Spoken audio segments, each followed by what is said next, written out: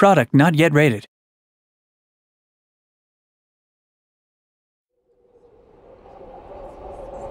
I'm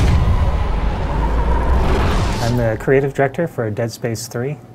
And I'm the senior audio artist on Dead Space 3. We're going to take a look at our current single-player demo.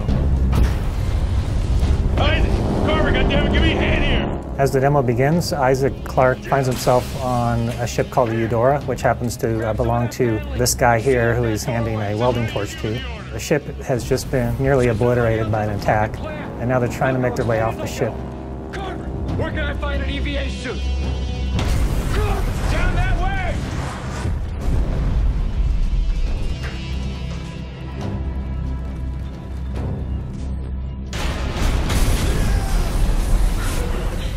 This is a scene I love for audio because there's so much going on, and yet we've still found a way to use subtlety in the scene, even amidst all of the choking, the explosions, and the bombast.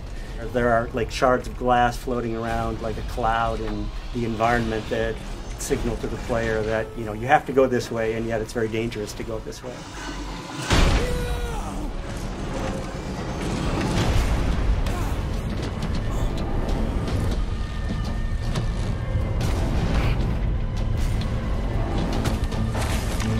In this part, Isaac desperately is trying to get his spacesuit on in time. The clock is counting down and the ship is on fire. It's about to blow up.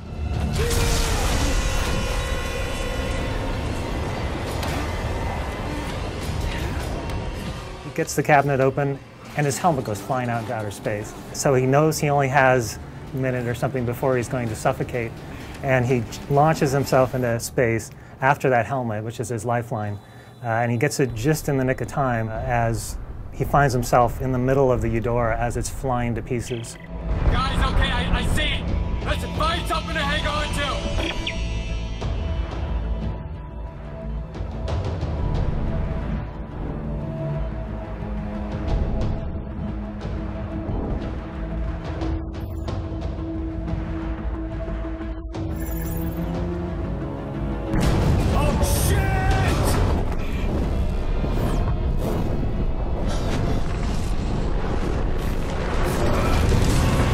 In this section, Isaac is flung out of the exploding Eudora spaceship, and he finds himself hurtling, 100 miles an hour through space as pieces of this ancient flotilla are whizzing by him.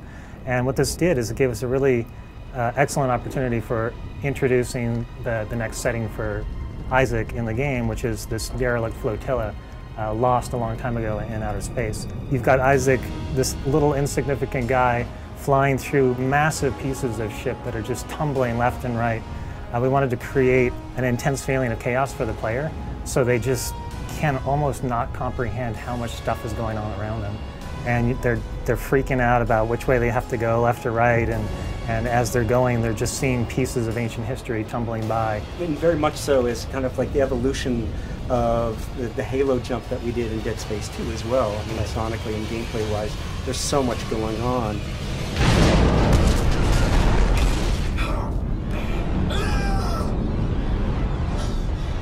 We took the environment and created 3 new threats within that environment, and we had to pay off on all of those sonically, making sure that the gameplay was thrilling as could be. In a scene like this, on one of the prior games, we would have made it much more aleatoric and just about kind of tone clusters and chord swells that are really difficult to relate to. And I think that we're inching towards going towards a more thematic musical approach.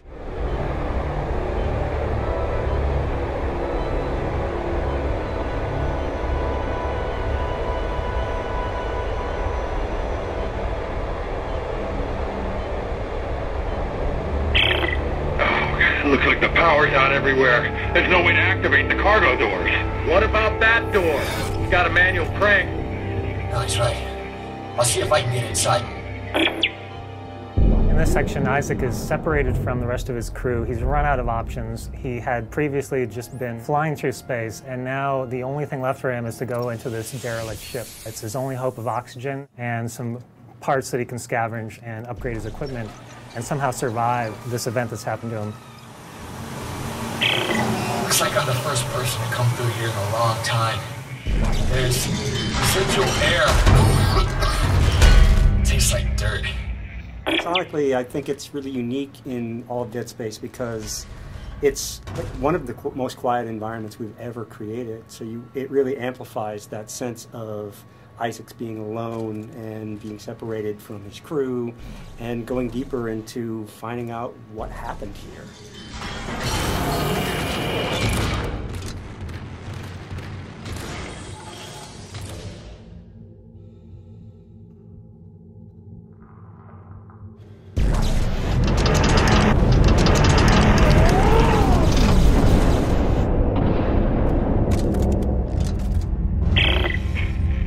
Hard to breathe, sir. How much longer? We're working as fast as we can. I don't know, Mark's really pale, sir. I can't stop the bleeding. Hey, Isaac, okay, meet me at the door. I can let you in from this side. Right there, now get in here. Give me a hand. Aye, aye, Captain. Hey, don't get cute.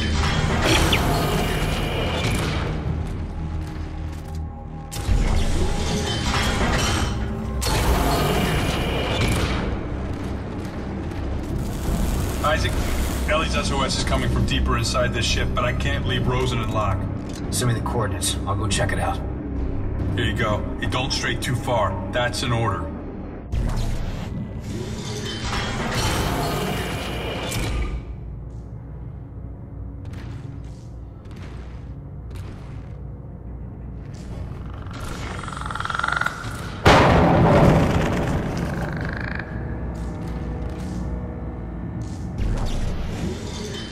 This is my favorite moment right here.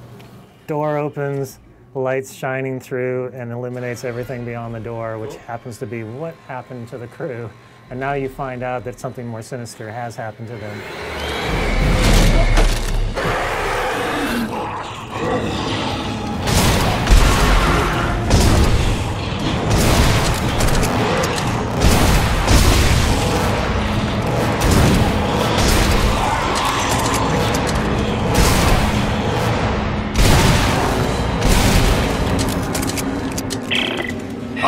Holy shit! What is it? What's going on? I just got jumped by what's left of the crew. What? No one could have survived out here for that long. They didn't survive. They got turned into those things. What? Okay, what do we do? You keep your weapon ready, and you stay the hell away from the ventilation ducts. If they get close, shoot for the limbs. You got that? I said you got that! Yeah, okay. One thing that I think is really interesting about the necromorphs this time out is that they've been made out of these 200-year-old mummified corpses. So as you're going through the ship, you find these kind of crusty, crackling, strange aberrations that have been turned into necromorphs from a long, long time ago. It's just a really interesting way to see what the necromorph infection would do to a mummy.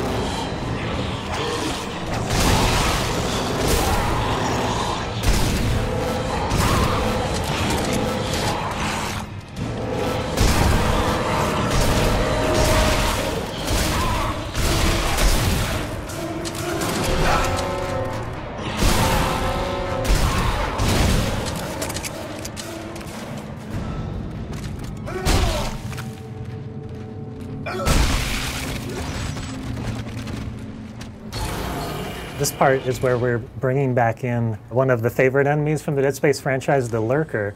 But in Dead Space 3, it was important to reimagine them into something different. So what we did is we made it based off of a dog rather than a child, what the original one was.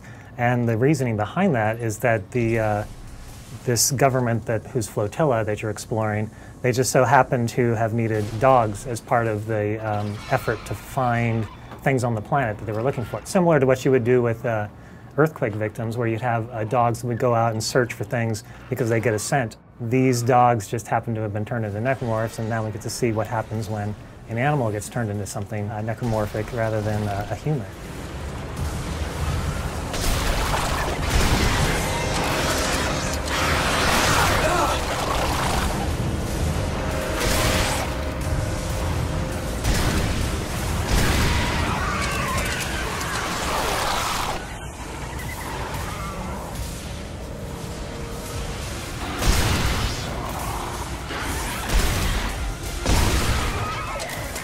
We're going to skip ahead to our favorite part of the demo, the generator room. There's a lot going on in here. It's a big spectacle. Let us know what you think.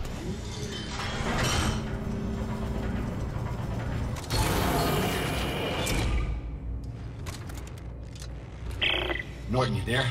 Yeah, I'm here. All right, I think that's holding them for now. Good. The SOS is coming from directly above me. And it looks like I found the ship's primary generator. If I can get power going, it should unlock the crossover for you. All right, what about you? There's an elevator here that goes straight up the spire. I'll meet you at Ellie's coordinates.